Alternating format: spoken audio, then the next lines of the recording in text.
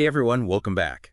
So we've had a ton of requests to really dig into conservative politics, and we hear you.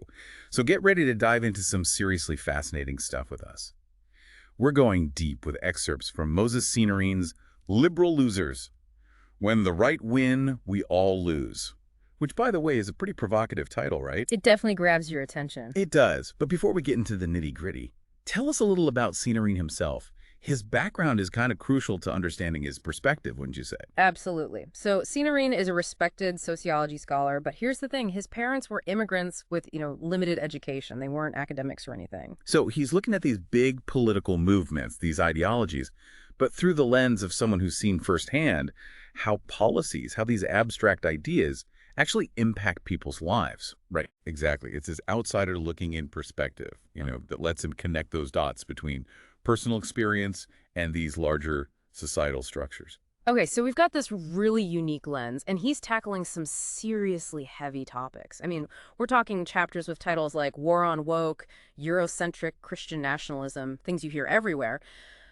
But Seenarine wants us to go deeper than just the headlines. Right. He wants us to understand what's really driving these movements, what makes them tick. And that's where we're starting today, with chapter 12. Where Seenarine really unpacks this idea of Eurocentric Christian nationalism, which boils down to this belief that America's founding, it wasn't just historical accident, it was divinely ordained, like destiny.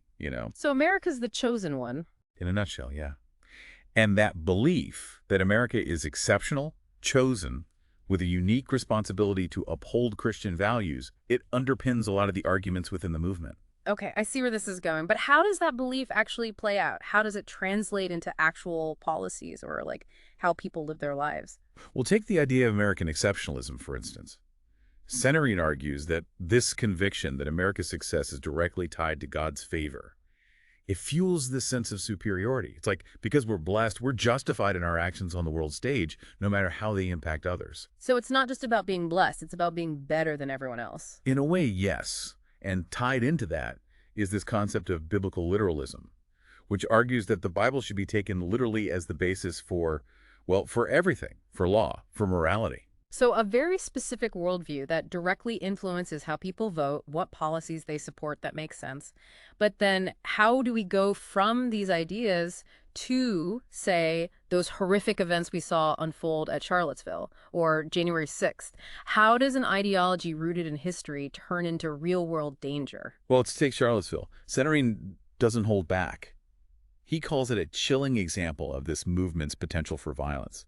Because when you have a group claiming inherent superiority based on, on their interpretation of history and fate, it creates an us versus them mentality. Exactly. And as we saw in Charlottesville, that can easily escalate into violence, into hatred towards anyone perceived as an outsider. It's terrifying, honestly. And then there's January 6th, which Seenarine argues was more than just a riot. It was a calculated attack on democracy itself. Absolutely. And the imagery from that day, it's impossible to forget. Yeah. Christian symbols, crosses, flags, right alongside Confederate banners and Make America Great Again hats.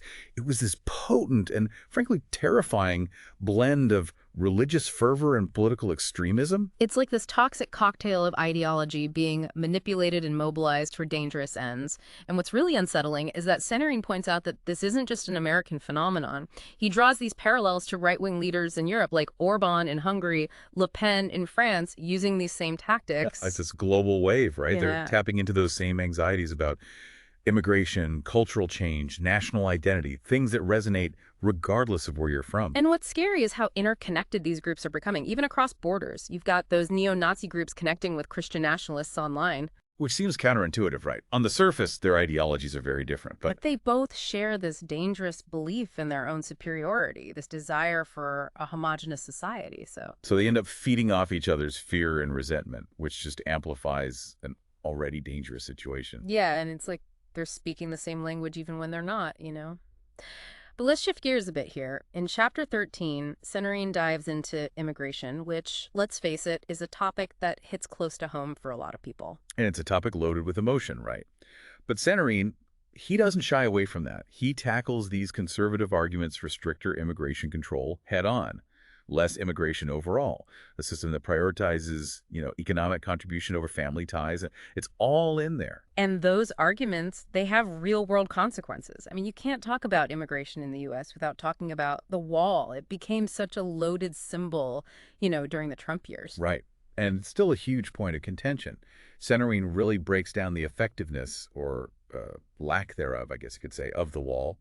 He argues that it's been this incredibly costly endeavor that hasn't actually done much to stop migration. Yeah. If anything, it's just pushed people to more dangerous areas, forced them to take even greater risks. It's just heartbreaking when you think about it, the desperation that would drive someone to risk their life crossing a desert, all for the hope of a better future. It really makes you question those priorities, doesn't it? Right. And the thing is, it's often the policies themselves that are compounding that desperation. You mentioned prioritizing economic contribution over family ties. Seenarine's argument is that by doing that, by structuring the system that way, we're actually disadvantaging those who need help the most. So you start to wonder, who do these policies actually benefit? It's interesting you bring up prioritizing economic contribution because that ties directly into this whole idea of a merit-based immigration system. On the surface, it sounds logical, right? You've got the skills, the education the country needs, you're in. Sounds straightforward. Mm-hmm. But Seenarine, with his background in sociology, he argues that this system, while seemingly neutral, it actually deepens inequality. Well, he gives this really compelling example. Imagine a chef, incredibly talented, right? Someone who could really enrich a country's culinary landscape. But they get denied entry because they don't have a formal culinary degree. And on the flip side, you have someone with an MBA, but no real-world experience, and they sail right through. So it's valuing a piece of paper over actual talent and potential. Exactly. It reveals this inherent bias towards a certain type of immigrant, one who fits a very specific mold. It overlooks those with valuable skills, experiences, just because they don't fit neatly into those predefined boxes. We get so caught up in this idea of who we think an immigrant should be that we miss out on the reality of what they actually offer. And that's how those harmful stereotypes and misconceptions take root. Seenarine wants us to look beyond those preconceived notions, to examine the data. Like, he points out that more Europeans are actually leaving their home countries than immigrants are coming in. It directly challenges that replacement theory myth that's so often used to divide people. Wow, I did not know that. It's amazing how these statistics can really turn your assumptions upside down. It's about digging deeper, right? Challenging those narratives that get presented as fact. Yeah. Another thing Seenarine points out, the peak year for U.S. immigration wasn't recent, like some people might think. It was way back in 1991. And get this, in 2023, more than double the number of Americans migrated out of the U.S. than undocumented immigrants were encountered at the border. Those are some powerful stats. Right. It really highlights the need to engage with this issue on a deeper level, to look beyond those surface-level arguments. And a big part of that is addressing those economic anxieties that fuel a lot of anti-immigration sentiment. Like the idea that immigrants burden the system, that they take jobs, drain resources. Exactly. But Seenarine pushes back on that, citing research that shows that just in 2022, undocumented immigrants paid almost $100 billion in taxes. And beyond that, he highlights how vital immigrant labor is to key sectors of the economy, agriculture, tech, healthcare industries that we all rely on. It's like he's saying, look, these people, they aren't just numbers on a spreadsheet, right? They're the backbone of these industries that we all depend on. It's about recognizing those contributions, absolutely. And, Seenarine, he ends on a thought that really stuck with me. He argues that oftentimes when right-wing politics gain traction, the real losers, the ones who end up worse off, are the very people who voted for them.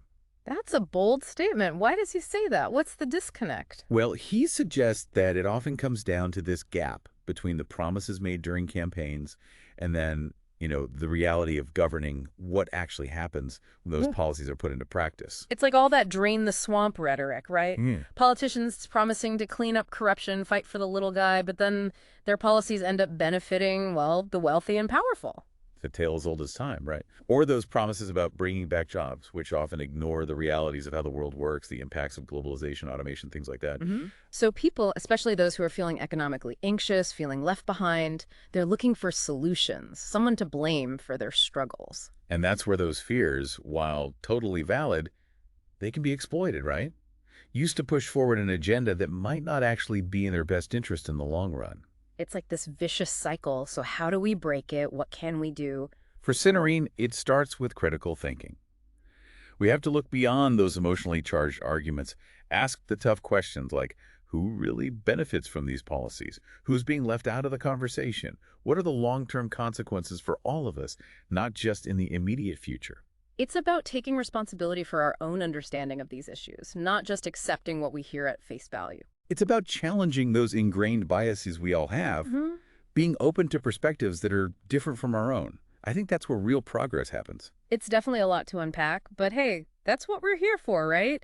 To delve into these complex, sometimes uncomfortable topics. Absolutely. And hopefully equip our listeners with the knowledge and different perspectives, maybe even spark some of those critical thinking muscles. Exactly. So, to everyone listening, we hope you found this deep dive as fascinating as we did. And if you want to keep exploring these ideas, definitely check out Seenarine's book. It's a really insightful read. But remember, the conversation doesn't end there. Keep asking those tough questions, stay curious, and keep those critical thinking caps on. Until next time.